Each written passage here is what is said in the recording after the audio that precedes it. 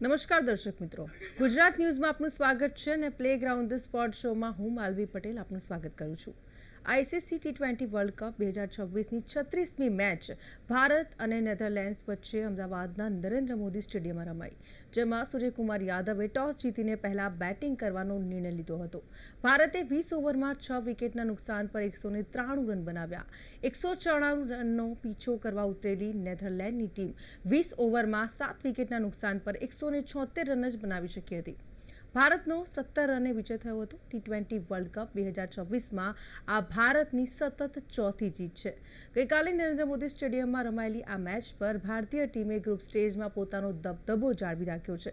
Match ભલે એકતરફી લાગી હોય, પરંતુ આ જીત સાથે ભારતે T20 વર્લ્ડ કપ 2026માં સતત ચોથી જીત મેળવીને શાનદાર ફોર્મ જાળવી રાખ્યું છે. આગામી રવિવારે તમામ મેચો જીતીને સુપર 8માં પ્રવેશેલ ભારતીય ટીમ તેમના ગત વર્લ્ડ કપની runners up team South Africa સામે ટકરાશે, અને તે પણ અમદાવાદના નરેન્દ્ર મોદી સ્ટેડિયમ પર. યાદ રહે, સાઉથ આફ્રિકા પણ તમામ 4 મેચો જીતીને સુપર 8માં પ્રવેશી છે. ત્યારે ભારતનો વિજય, નેધરલેન્ડનો પરાજય થયો. સાથે ભારતની આગામી મેચ વિશે પણ વાત કરીશું. ત્યારે આ રસપ્રદ વિષય પર આજની ચર્ચા છે, અને આ જ વિશે ચર્ચા કરવા માટે આપણી સાથે જોડાયા છે સ્પોર્ટ્સ એક્સપર્ટ અશોક મિસ્ત્રીજી. અશોકજી, સ્વાગત છે આપનું પ્લેગ્રાઉન્ડ ધ સ્પોર્ટ શોમાં. Thank you so much. ચર્ચાની શરૂઆત કરીએ તે પહેલા નજર કરીશું સ્પેશિયલ રિપોર્ટ પર. નરેન્દ્ર મોદી સ્ટેડિયમ ગઈકાલે નીરસ થઈ ગયેલ મેચમાં ભારતે નેધરલેન્ડને 17 રનથી હરાવીને સતત ચોથી મેચ જીતી લીધી. આઈસીસીની વ્હાઇટ બોલ ટુર્નામેન્ટની વાત કરીએ તો ભારતે સતત 17મી મેચ જીતી લીધી, જ્યારે T20 વર્લ્ડ કપમાં આ સળંગ 12મો વિજય હતો. ભારત પોઈન્ટ ટેબલ પર ટોચના સ્થાને રહ્યું, જ્યારે પાકિસ્તાને નામીબિયાને હરાવીને સુપર 8માં પ્રવેશ મેળવી લીધો છે. ભારતની વાત કરીએ તો ભારતે ટોસ જીતીને પ્રથમ બેટિંગ કરતા અભિષેક શર્માને 0 રને જ ગુમાવી દીધો હતો. આ અભિષેકની સતત ત્રીજું 0 રનનું પ્રદર્શન છે. ઈશાન કિશન પણ લાંબુ ન ટક્યો અને માત્ર 18 રન બનાવી આઉટ થઈ ગયો. તિલક વર્મા અને સૂર્યકુમાર યાદવે પણ અનુક્રમે 31 અને 34 રન બનાવ્યા, પણ શિવમ દુબે લોકોના પૈસા વસૂલ કરી દીધા. તેને 31 બોલમાં 6 છગ્ગા અને 4 ચોગ્ગા સાથે 66 રન નોંધાવ્યા, અને હાર્દિક સાથે મળીને 35 બોલમાં 76 રનની ભાગીદારી પણ બનાવી. ભારતના સ્કોરને 6 વિકેટે 193 પર પહોંચાડ્યો. 194ના લક્ષ્યાંકનો પીછો કરતા નેધરલેન્ડના ડે લીડના 33 રન મુખ્ય હતા. ત્યારબાદ એક પછી એક વિકેટો પડતા નેધરલેન્ડ 7 વિકેટે 176 રન નોંધાવી શકતા તેમનો પરાજય થયો હતો. Player of the match Shivam દુબેએ 66 રન ઉપરાંત 2 વિકેટો પણ ઝડપી હતી. મેચ પછીની પત્રકાર પરિષદમાં શિવમ દુબેએ પત્રકારોના પ્રશ્નોના જવાબો આપ્યા હતા. તેને પોતાના ફોર્મ, અભિષેકની ઇનિંગ, હાર્દિક સાથેની ભાગીદારી વગેરે પ્રશ્નોના ખૂબ સિફત અને ચીવટપૂર્વક જવાબ આપ્યા હતા. હવે આગામી રવિવારે તમામ મેચ જીતીને સુપર 8માં પ્રવેશેલ ભારતીય ટીમ તેમની ગત વર્લ્ડ કપની runners up team South Africa સામે ટકરાશે, અને તે પણ અમદાવાદના નરેન્દ્ર મોદી સ્ટેડિયમ પર. યાદ રહે, સાઉથ આફ્રિકા પણ તમામ 4 મેચો જીતીને સુપર 8માં પ્રવેશી છે. Bureau report, Gujarat news. અશોકજી, ચર્ચાની શરૂઆત કરીશું. સૌપ્રથમ સવાલ, નરેન્દ્ર મોદી સ્ટેડિયમ પર ભારતનો વિજય, નેધરલેન્ડનો પરાજય, કેટલા પ્રેક્ષકો અને કેવી રહી મેચ?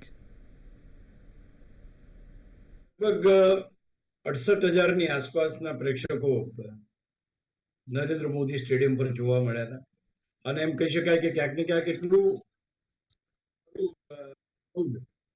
એ આ મેચને જોવા મળ્યું છે ખાસ કરીને. અને સૌથી મહત્વની વાત એ હતી કે તમામને ભારત પહેલા બેટિંગ કરે એ જોવું હતું.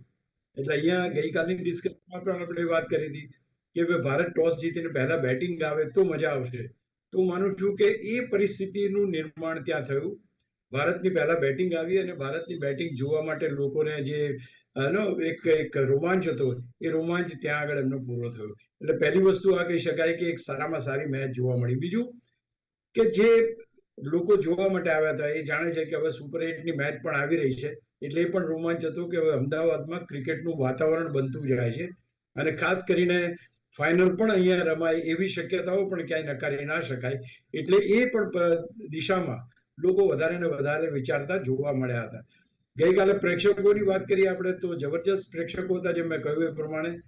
પણ હજુ ટી શર્ટ પહેરવાની વાત આવે તો વિરાટ કોહલીના નામની ટી શર્ટ પહેરીને આવનાર ઘણા બધા ખેલાડીઓ ત્યાં આગળ જોવા મળ્યા હતા, ઘણા બધા પ્રેક્ષકો જોવા મળ્યા હતા. અને રોહિત શર્માના નામની પણ ટી શર્ટ પહેરીને લોકો આવ્યા હતા. એટલે હજુ પણ એમ કહી શકાય કે રોહિત શર્મા અને વિરાટ કોહલીના ચાહવાવાળા એ અમદાવાદની અંદર મોજૂદ છે. બીજી અગત્યની વાત કે ભારતને તમામે તમામ મેચો જીતીને ફાઇનલ સુધી જવું છે. એટલે એક એ હતું કે ભાઈ હવે ઓફકોર્સ આ ટીમ જે હતી નેધરલેન્ડ કે એટલી આપણા એની એની જે તમે કેટેગરી જુઓ તો એ ABCDમાં નથી આવતી. They are not playing straight away directly આપણી સામે રમતા નથી. એ લોકો ક્વોલિફાયર્સમાં રમે છે અને ક્વોલિફાયર્સમાં રમીને ત્યાર પછી વર્લ્ડ કપમાં આવે છે. જેથી કરીને આવી એકાદ બે મેચ જ મુખ્ય ટીમ સાથે એમને રમવાની આવે છે. તો એટલે એમનો પ્રતિકાર કઈ એટલો જબરજસ્ત થવાનો છે એ તો એ નહોતું. પણ ગઈકાલની મેચ જોવા આવેલા લોકો થોડા ઘણા નિરાશ ચોક્કસ થયા. કારણ કે ભારત એમ ચાહતું હતું કે ભાઈ કોઈ પણ હિસાબે આપણો 200+ સ્કોર બને, અને એ 200+ સ્કોર બને અને એનાથી વધારે, એટલે કે આ જો મેદાન ઉપર બીજી ટીમો એટલે કે સાઉથ આફ્રિકા જો 230-31 સ્કોર મૂક્યો હોય તો ભારત કેમ ના કરે. તો હું માનું છું કે એ આશા ક્યાંક ફળીભૂત થઈ નહીં. જે ખેલાડીઓ રમવા જોઈતા હતા એ રમ્યા નહીં. આ મેચનું મહત્વ ભારતની દ્રષ્ટિએ તો જબરજસ્ત હતું જ, કારણ કે લોકો માટેની મેચ હતી. પોઈન્ટ વાઇઝ જુઓ તો આપણે ઓલરેડી સુપર 8માં આવી ચૂક્યા છે, એટલે હારવા જીતવાનો કોઈ ફેર પડવાનો હતો નહીં. ટીમ એટલી મજબૂત હતી નહીં. પણ એની સામેનું જે ભારતનું પ્રદર્શન હતું એ લોકોને ગળે ઉતર્યું નથી. એ પણ એક નોંધવું રહ્યું. કારણ કે પત્રકાર પરિષદમાં જ્યારે શિવમ દુબે આવ્યા તે વખતે પણ એમને સવાલ કરવામાં આવ્યા હતા એમના પોતાના ફોર્મ વિશે, એમના પોતાની બેટિંગ વિશે, બધી જ વાત. પણ ખાસ કરીને ભારતીય ટીમનું પ્રદર્શન છે એના વિશે પણ ઘણા બધા સવાલો ગઈકાલની પત્રકાર પરિષદમાં ઉઠ્યા હતા. જી અશોકજી, ભારતે પ્રથમ બેટિંગ કરી, ફરી એકવાર અભિષેક 0 રને આઉટ થઈ ગયો અને મેદાન પર સન્નાટો છવાઈ ગયો. શું કહી શકાય આ ખેલાડીની બેટિંગ વિશે? થોડું સેટલ થઈને રમવાની જરૂર છે. એ બહુ જ તમે સાચી વાત કરી. કારણ કે ઇન્ટરનેશનલ ક્રિકેટ એક અલગ વસ્તુ છે. તમે બે દેશો વચ્ચેની જ્યારે દ્વિપક્ષીય શ્રેણી રમતા હોય ત્યારનું વાતાવરણ અલગ છે. જ્યારે તમે વર્લ્ડ કપ જેવી મેચો રમતા હોય અથવા તો ICCની ટુર્નામેન્ટની તમામે તમામ મેચો જ્યારે રમતા હોય, જ્યારે એક કરતા વધારે દેશો એ ટુર્નામેન્ટમાં ઇન્ક્લુડ હોય, તે વખતે તમારી બેટિંગ એ આડેધડ શોટ મારવાની એક પરવાનગી મળી જતું એવું નથી બનતું. You are suppose to be very careful. આજે Abhishek is a very dynamic batter, એમાં કોઈ સવાલ નથી. પણ હવે તમે ડાયનામિક બેટરને જો અમુક જગ્યાએ બાંધી રાખો છો, અમુક જગ્યાએ એને તમે ધારો કે સ્પિન બોલિંગની સામે, તો અભિષેક હેઝ ગોન આઉટ. તો જો એ રીતે એની વિકેટ પડતી હોય અને 3 વખત સતત જો 0-0 રને ખેલાડી આઉટ થયો હોય તો ડેફિનેટલી વિચારવાની બાબત તો છે જ. આપણે જ્યારે વર્લ્ડ કપ જેવી મલ્ટી નેશન ગેમનું જ્યારે સંચાલન કરીએ છીએ અને એમાં આપણે રમી રહ્યા છીએ, તે વખતે આ ખેલાડીઓ કે જે ઓપનિંગ કરે છે, કારણ કે કોઈ પણ ક્રિકેટ એટલે T20 ક્રિકેટની અંદર સૌથી મહત્વનો પાર્ટ કયો છે મેચનો, તો શરૂઆતની 6 ઓવર્સ, એટલે કે તમારો પાવર પ્લે, કે જ્યારે બે જ ખેલાડીઓ સર્કલની બહાર હોય and you have to go for your shots and enjoy it. તો એ વખતે જો રન્સ ના બને તો એનું દબાણ આખી ટીમ પર આવે છે. ગઈકાલની મેચમાં પણ આવ્યું. તો હું માનું છું કે અભિષેકને સુનિલ ગાવસ્કર સાહેબે પણ એવું જ કીધું છે કે ભાઈ he should at least try once and twos at the initial stage. દરેક બોલે ચોગ્ગા છગ્ગા મારવા અને તમે લોકોના કહેવાય ને કે લોકોને ગમતું ક્રિકેટ રમવા કરતા દેશને જોઈતું ક્રિકેટ રમવું એ પ્રાયોરિટી ખેલાડીની બનવી જોઈએ, જે ક્યાંક ને ક્યાંક આપણને જોવા મળી નહીં અભિષેકના કિસ્સામાં. એણે 3 વખતે શોટ મારવાનો ટ્રાય કર્યો, 3 વખતે એ રીતે આઉટ થયો છે. એટલે ક્યાંક એની બેટિંગની અંદર થોડીક જેને કહેવાય ને કે ઠેરાવ આવવો જોઈએ, એ ઠેરાવની ક્યાંક જરૂર છે. અને એ પર્ટિક્યુલર જો નહીં આવે તો ભારતને પાવર પ્લેની અંદર જે હાઈએસ્ટ રન કે વધારે રન બનાવવા છે એ તમે સફળ નહીં. ધ મોમેન્ટ એની વિકેટ પડે એટલે બીજા પ્લેયર ઉપર ચોક્કસ દબાણ આવી જાય કે હવે મારે અહીંથી વિકેટ ના પડે એ રીતે રમવાનું છે. એટલે તમારો સીધો રન રેટ ત્યાં આગળ ડાઉન થાય છે. એટલે અભિષેકનું જે એક્ઝિટ 3 વખત થયું છે એ 3, સિદ્ધાંશુ કોટકને પણ પૂછવામાં આવ્યું હતું આ જ સવાલ, તો કહે છે કે અમે એને કે એટલું સિરિયસલી લેતા નથી. પણ હવે સિરિયસલી લેવું પડે એવું છે. ઇટ ઇઝ અ કન્સર્ન કે તમે 3 મેચોમાં 0 રને આઉટ થયા છો. તો પછી આ જે પરિસ્થિતિ છે એ પરિસ્થિતિનું નિવારણ માટે સૌથી મહત્વની વાત જે સુનિલ ગાવસ્કરે કહી છે, આપણે બી એ કહીએ કે ભાઈ પહેલા જોઈ લો તમે, બોલ ગઈકાલે નરેન્દ્ર મોદી સ્ટેડિયમની પીચ ઉપર it was coming little slow, અને એનાથી વિશેષ તો બોલ પડ્યા પછી ઊંચો નહોતો આવતો. એટલે જ્યારે આવી પરિસ્થિતિમાં તમે રમતા હો અને પહેલા બોલે તમે સિક્સ મારવાની કોશિશ કરો, I don't think it is going to pay anything. તો Abhishek will have to check his shots. પહેલા વન્સ એન્ડ ટુઝ લઈ શકે, એની પાસે ક્ષમતા તો છે. એને ધારો કે પહેલી એક ઓવરમાં રન ના બને તો બીજી ઓવરમાં 25 રન બનાવીને કોમ્પન્સેટ કરી લેવો છે. He is a dynamic batsman, but he need to understand જે આ પ્રકારનું પ્રેશર છે, વર્લ્ડ કપનું પ્રેશર છે, આઈસીસીની ટુર્નામેન્ટનું પ્રેશર છે, બીજી ટીમોનું પ્રેશર છે, એ ક્યાંક ને ક્યાંક બેટ્સમેન પર હાવી નહીં થાય, એ જોવું ખૂબ જરૂરી છે. અશોકજી, હવે વાત કરીએ શિવમ દુબેની. આમ તો પ્લેયર ઓફ ધ મેચ બન્યા અને ખૂબ જ સુંદર પરફોર્મ કર્યું, પરંતુ શિવમ દુબે એક ઓલરાઉન્ડર તરીકે ભારતીય ટીમમાં હાર્દિક પંડ્યા કરતા પણ વધુ મજબૂત થઈ ગયો તેમ કહેવાય. હાર્દિકને જોરદાર ટક્કર આપે છે આ ખેલાડી, એમ કહી શકાય. ને અત્યારે તો જ્યાં સુધી આ બંને ખેલાડીઓ દેશ માટે રમતા હોય તો દેશ માટે એ લોકો એસેટ છે. જે રીતે પંડ્યા એટલે હાર્દિક અને શિવમે જે 76 રનની પાર્ટનરશિપ માત્ર 35 રનમાં બનાવી, એ પાર્ટનરશિપે ભારતની સ્થિતિને નેધરલેન્ડ સામે મજબૂત કરી. અધરવાઇઝ આ સ્થિતિ આટલી મજબૂત ના હોત. ગઈકાલે પત્રકાર પરિષદમાં અમે લોકો બેઠા હતા, તે વખતે એમના ફોર્મ વિશે પણ વાત થઈ, એમના રોલ વિશે વાત થઈ. તે વખતે શિવમ દુબે બહુ સરસ કહ્યું કે એમની સાથે રમવાની મજા આવે છે. I enjoy playing with any batsman. જે કોઈ બેટર મારી સામે હોય, રમવાની મને મજા આવે છે. અને હાર્દિક, કારણ કે એ પણ એક એટેકિંગ બેટ્સમેન છે, હું પણ એટેકિંગ બેટ્સમેન છું, એટલે એ રીતે રમવાની મજા આવે છે. પણ બેક ઓફ ધ માઇન્ડ અત્યારે તમે જુઓ તો જે પ્રકારે હાર્દિક પંડ્યા પોતાના ફોર્મમાંથી પસાર થઈ રહ્યો છે, એના કરતા શિવમ દુબે એ 200% સારું ક્રિકેટ, અને એ પણ કોમ્પિટિટિવ ક્રિકેટ એ ભારતને આપી રહ્યો છે. એટલે અહીંયા આગળ તમે અત્યારે તો બંને ઓલરાઉન્ડર્સ છે, બંને સારા છે, ટીમ માટે જરૂરી છે. પણ ક્યાંક તમારે ધારો કે પ્લસ માઇનસ કરવું હોય તો એ વખતે હાર્દિક પંડ્યાને બહાર બેસવાનું આવી શકે, અને શિવમ દુબે ટીમમાં હોય એ દિવસો મને દૂર લાગતા નથી. એટલે સૌથી મહત્વની વાત આવી છે કે હા, હાર્દિક પંડ્યાનો જે જમાનો હતો, એક હાઈપ હતો, લોકોમાં એક ક્રેઝ હતો, એ ક્રેઝ બિલકુલ ઓસરી ગયો. Let us be very this. અને શિવમ દુબે ગઈકાલે, અને હી હેઝ આન્સર્ડ એવરીથિંગ. એના દરેક ક્વેશ્ચનની અંદર એની બેટિંગ વિશે પૂછ્યું તો બહુ કામ એન્ડ કુલ એના જવાબ હતો. કોઈ એવી અભિમાન કે કોઈ એવી બેફામ મેં તો એસા કર દૂંગા, એવી કઈ જ વાત નહીં. અને બિલકુલ એને કહ્યું કે યસ સર, મેને મેરી ગેમ में આટલો બદલાવ મારી ગેમમાં લાવ્યો છું. આ છે, હી સ્પોક વેરી ફ્રેન્કલી. તો હું માનું છું કે જો તમારે બે ખેલાડીને વેટેજ આપવાનું હોય તો એ વેટેજમાં હાર્દિક પંડ્યા કરતા Shivam Dube fast bowling allrounder તરીકે વધારે વેટેજ ધરાવે છે, મારી દ્રષ્ટિએ એમ કહી શકાય. ગઈકાલે જે એની મેચ હતી, ગઈકાલે એની ઇનિંગ હતી, સિક્સર, છ છગ્ગા એને માર્યા છે. કારણ કે જાણતો હતો કે મારે આઉટ ઓફ ધી પાર્ક જ રમવું પડશે, એટલે કે મેદાનની બહાર રમીશ તો વધારે સેફ રમી શકીશ.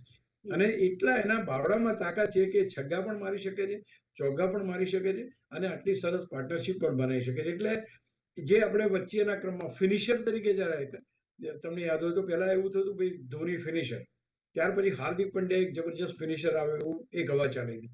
નાવ very silently that Hardik Pandya's name is going away and Shivam Dube is coming up as a finisher તરીકે.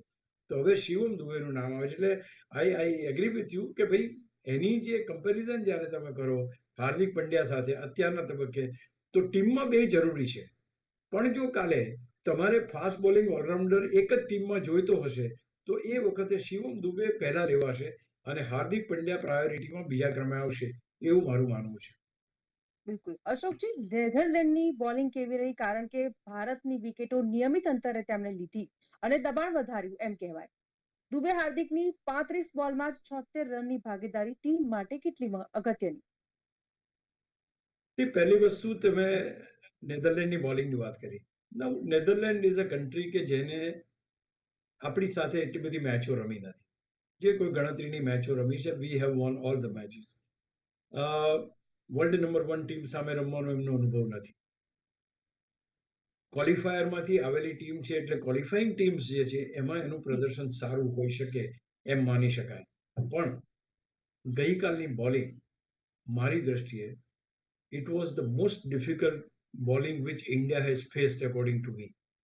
કારણ કે જે ફ્રીડમ જોઈતું હતું ભારતના બેટ્સમેનોને એ ફ્રીડમ ભારતના બેટ્સમેનોને મળ્યું નહીં. બોલ પડ્યા પછી ધીમો આવતો હતો. બીજું કે પીચ પડ્યા પછી બોલ ઉછાળ ઓછો હતો. એ ડિફિકલ્ટ સિચ્યુએશનમાં દત્ત કરીને જેમનો બોલર છે ભારતીય મૂળનો, એ બોલરે જે પ્રમાણે અભિષેકને અને ઈશાન શર્માને આઉટ કર્યા છે, દેટ વોઝ એમેઝિંગ. તમે પહેલા બોલે કે બીજા બોલે તમને અભિષેક આઉટ થતો જાય તો આખું સ્ટેડિયમમાં સન્નાટો ફેલાઈ ગયો. અને ત્યાં પછી થોડીક જ મિનિટોમાં ઈશાન કિશન આઉટ થઈ ગયો. તો આ જે 2 વિકેટો લીધી તો એમ નેધરલેન્ડ એકદમ આપણી પર છવાઈ ગયું. કારણ એમની બોલિંગ આપણે રમ્યા નથી એટલી બધી. આપણે એમની સામે એટલી બધી મેચો રમ્યા નથી. આજે ભારત સાઉથ આફ્રિકા સામે રમતો તો દે નો ઓલ ધ બોલર્સ. એંગીડે કેવી બોલિંગ કરે છે, રબાડા કેવી બોલિંગ કરે છે, મહારાજ કેવી બોલિંગ છે, એવરીથિંગ નોન. પણ અહીં આગળ તમને ખબર નથી. તો એ તમને એ થયું કે એ બોલિંગ જે કરે છે એ બોલિંગ તમે રેરલી રમો છો. એટલા માટે એ વખતે તમારે થોડી સાવચેતી રમવું પડે. ત્યાર પછી બરાબર કે એક પાર્ટનરશિપ બની. તિલક 31 રન કર્યા, સૂર્યાએ 34 કર્યા, શિવમ 66 રન કર્યા, હાર્દિકે 30 રન કર્યા. બટ જે શરૂઆત જોઈએ આપણે, એ શરૂઆત આપણને મળી નહીં. અને હજુ પણ પાવર પ્લેની અંદર ભારતની વિકેટ પડવાનો સિલસિલો હજુ પણ યથાવત રહ્યો છે. એટલે આપણે જ્યારે વર્લ્ડ કપની તૈયારી કરતા હતા ત્યારે એમ કહેતા હતા કે આપણે પાવર પ્લેમાં આટલા રન કરી નાખવા જોઈએ આટલું. પણ એ જે વાતો હતી એ અહીંયા આગળ હકીકતમાં જોવા મળતી નથી. એટલે પહેલી વસ્તુ કે બોલિંગ બહુ જ સારી હતી મારી દ્રષ્ટિએ. I would like to give them the full marks. કારણ કે આટલી મીન્સ કે ક્વોલિફાયર ટીમ હોવા છતાં પણ ભારતની સામે જે દિલદારીથી એમણે બોલિંગ કરી છે, આઈ થિંક ધેટ વોઝ ફેન્ટાસ્ટિક. બીજું, તમે એક પાર્ટનરશિપની વાત કરી. તમે એક આખી મેચનું તમે ગણિત જુઓ. અમે લોકો તો પ્રેસ બોક્સમાં બેસીને જોતા હતા. અમને એમ લાગતું હતું કે ભારત ક્યારે હાવી થઈ ગયું એવું લાગ્યું. ભારત નેધરલેન્ડ ઉપર ભારે ક્યારે પડ્યું. તો એવો તબક્કો આવ્યો જ નહીં અમુક ઓવર સુધી. ત્યાર પછી જ્યારે પંડ્યા એટલે હાર્દિક પંડ્યા અને શિવમ દુબે આ બંને જ્યારે જોડાયા, અરે એ લોકો જે 35 બોલમાં 76 રન બનાવ્યા, ત્યારે we are back in the saddle. અને ત્યારે આપણને એમ લાગ્યું કે હા, આપણે એક એવું ટોટલ ઊભું કરવામાં સફળ થયા છે કે જે ટોટલની સામે આપણે જીત મેળવી શકીએ. તો હું માનું છું કે આ પરિસ્થિતિ ભારત માટે બહુ અઘરી છે. અઘરી એટલા માટે કહ્યું કે શરૂઆતમાં તબક્કામાં તમે તમારા ઓપનિંગ બેટ્સમેન છે, 1 ડાઉન છે, 2 ડાઉન છે, એ તમને રન્સ આપતા નથી. તમારે ડિપેન્ડ કરવું પડે છે હાર્દિક પંડ્યા, શિવમ દુબે અને સૂર્યકુમાર યાદવ સુધી. તો આ વસ્તુ જે છે ક્યાંક ને ક્યાંક ભારત માટે લાંબા ગાળે તો ઓબ્વિયસ છે કે દરેકે દરેક ખેલાડી રમવાના નથી કે દરેકે દરેક તમને 100 રન નથી બનાવ્યા. પણ જે સ્કોર જોઈતો હતો, તમે જો આપણા કરતા નાની ટીમો છે, આપણા કરતા નબળી ટીમો છે, એ લોકો 200+ સ્કોર માર્યો છે. ભારત 209 રન અત્યાર સુધી કરી શક્યું છે. તો ક્યાંક ને ક્યાંક આપણે 260-70 રન કરતા હતા, એને બદલે તમે અત્યારે આ અહીંયા કર્ટેલ થઈ ગયા. તો તમારી બેટિંગ લાઇનઅપ કેવી? તો ભારતની બેટિંગ લાઇનઅપ શરૂઆતના તબક્કામાં રિસ્ટ સ્પિનર ખાસ કરીને જેને કહેવાય છે, એની સામે રમવું હોય. જો સ્પિનર બોલિંગ શરૂઆત કરે છે, પાકિસ્તાન સામે બી એવું થયું અને ત્યાર પછી આ નેધરલેન્ડ સામે બી એવું થયું. સ્પિન બોલિંગ શરૂ થાય છે અને આપણી વિકેટો પડે. એટલે આ ક્યાંક રોકવું પડશે. કારણ કે તમે એકવાર સેટલ થાવ, 10 ઓવર ગયા પછી તમે રન બનાવો, ધેટ ઇઝ સેકન્ડરી. તમને 6 ઓવરની અંદર મેક્સિમમ રન કરવાનો એડવાન્ટેજ અહીંયા મળતો નથી. એ યાદ રાખવું પડે. અશોકજી, ભારતની બોલિંગ વિશે શું કહી શકાય? વરુણ ચક્રવર્તી સિવાયના બોલર્સ વધારે ઇમ્પ્રેસ કરતા નથી તેમ કહેવાય. કેવી રહી બોલિંગ ગઈકાલે? આપણે એમ કહીએ છીએ કે ભારતની bowling best in the world છે. પણ જે રીતે નેધરલેન્ડની ટીમ સામે જે રીતે બોલિંગ જોવા મળી, વિકેટો પડી, એમાં કોઈ સવાલ નથી. એકમાત્ર માણસ જેને કહી શકાય વરુણ ચક્રવર્તી.